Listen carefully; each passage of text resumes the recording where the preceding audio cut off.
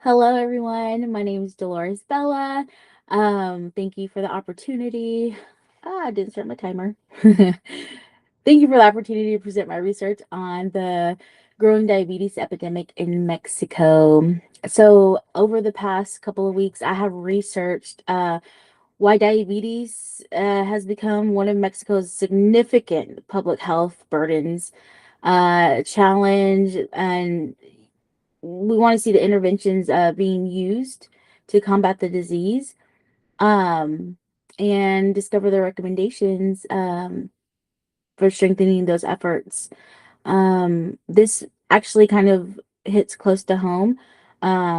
I'm of Hispanic origin and I am diabetic. I'm 42. My dad died of complications from diabetes, and I think that's one of the things that I've really enjoyed about these public health classes, and it's just kind of learning. They're cathartic. The more I'm learning, the more I'm learning about myself and my family. So, anyhow, I'll get back to it. So, diabetes is it's more than an individual health condition. It's become a national public health crisis and it affects millions of people. Um, it's created a huge strain on the healthcare system. So it's increasing healthcare costs, and I want to discuss the current situation in Mexico's response and the evidence-based recommendations that could further reduce those diabetes rates.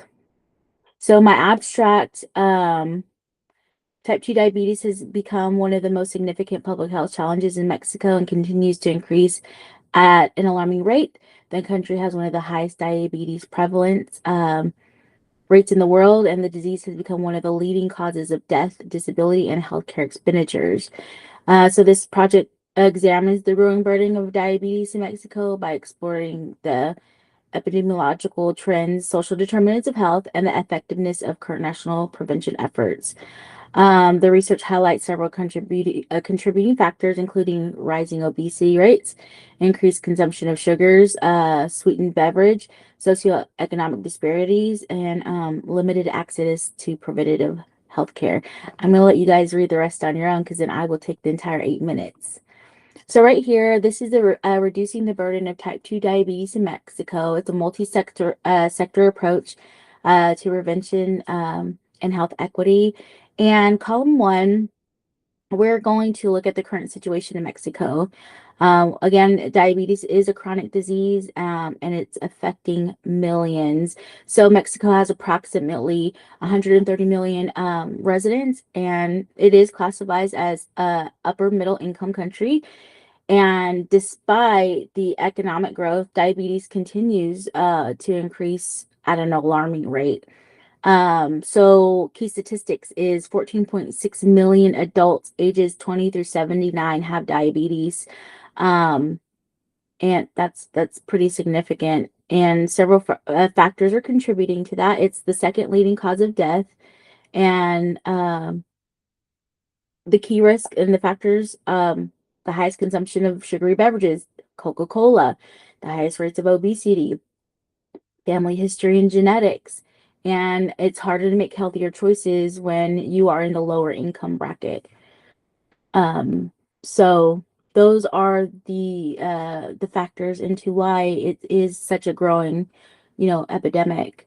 Um, so column two, uh, fortunately, Mexico has implemented several public health interventions to address this crisis, and my research focused on the Sustainable Development Goals.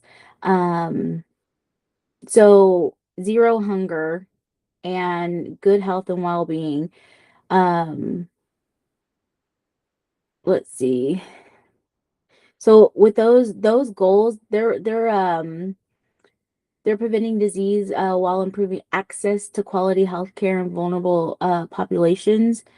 Mexico has implemented several successful programs, and you can see Clínicas de Azúcar, the Capidadi, and the Diabetes IMMS. Those programs improve diabetes education and disease management. So the government is definitely doing their part in trying to reduce um, diabetes in the future.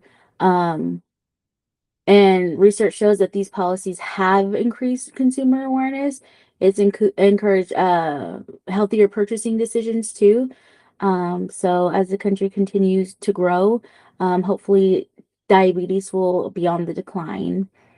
And then we have column three, pretty much based on my recommendations, on my research, I recommend expanding diabetes health literacy throughout Mexico. I mean, throughout the world, to be honest.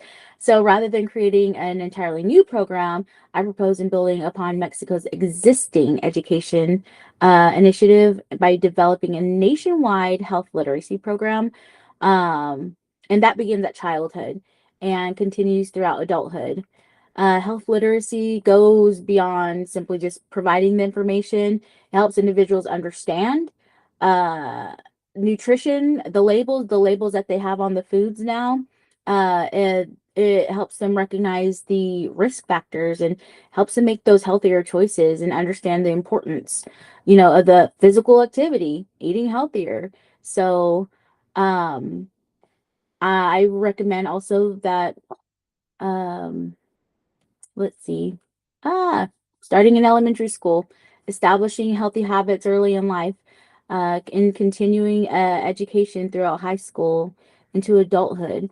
And obviously, recommend that the Mexico Ministry of Health um, lead this initiative. We want them to lead it because they already oversee all the national diabetes prevention programs and the efforts. So, um, those are my stakeholder roles. Schools, education, healthcare providers, communities, food industry.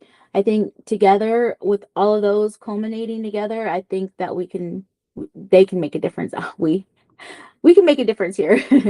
This is going to be my YouTube link. That's just a little depiction of soda can pouring out lots of sugar. They did put a sugar soda tax on sugary beverages to kind of deter people from wanting to buy those, sugary beverages.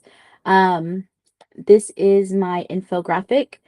It has mainly pretty much all of column one, all of the information from there.